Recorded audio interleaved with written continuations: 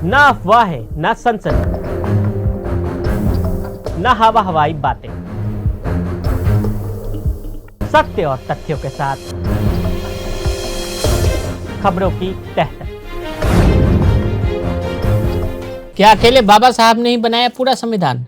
आखिर B.R. अम्बेडकर संविधान सभा के प्रारूप समिति के अध्यक्ष भर थे, तो संविधान बनाने का पूरा श्रेय उन्हें ही क्यों दिया जाता है? आखिर जब संविधान सभा में 200 से ज्यादा सदस्य थे, तो अकेले डॉक्टर अम्बेडकर को ही इतनी तवज्जो क्यों दी जाती है?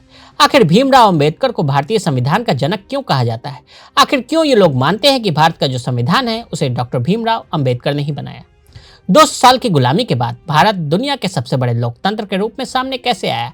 इसकी कहानी बहुत दिलचस्प है। ब्रिटिश हुकूमत के शासन के अंत के साथ ही सबसे बड़ा सवाल था कि इतने बड़े देश के शासन की जिम्मेदारी किसे सौंपी जाए। आखिर वो कौन होगा जिसके हवाले पूरा देश होगा? आखिर कांग्रेस में वो कौन कौन से नेता होंगे जिन्हें अंग्रेज देश चलाने की जिम्मेदारी देंगे?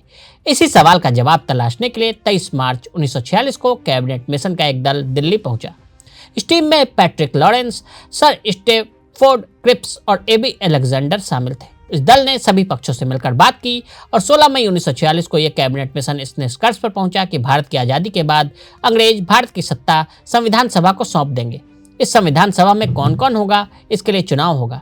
यह भी तय हुआ कि संविधान सभा में कुल 389 सदस्य होंगे, जिसमें से 292 सदस्य प्रांतों से और 93 सदस्य प्रिंसली स्टेट यानी रियासतों से होंगे।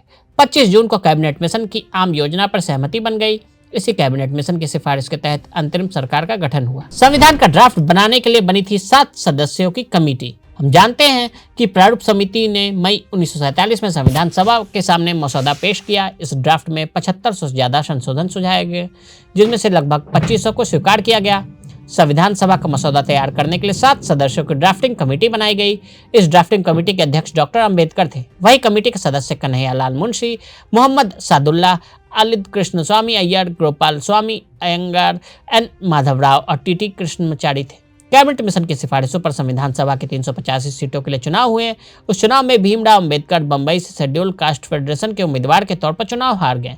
हालांकि महात्मा गांधी से लेकर कांग्रेस और मुस्लिम लीग भी चाहती थी कि अम्बेडकर संविधान सभा में होने चाहिए। बंगाल से मुस्लिम लीग के वोटों के जरिए अम्बेडकर चुनाव जीत गए और संविधान सभा के सदस्य बने।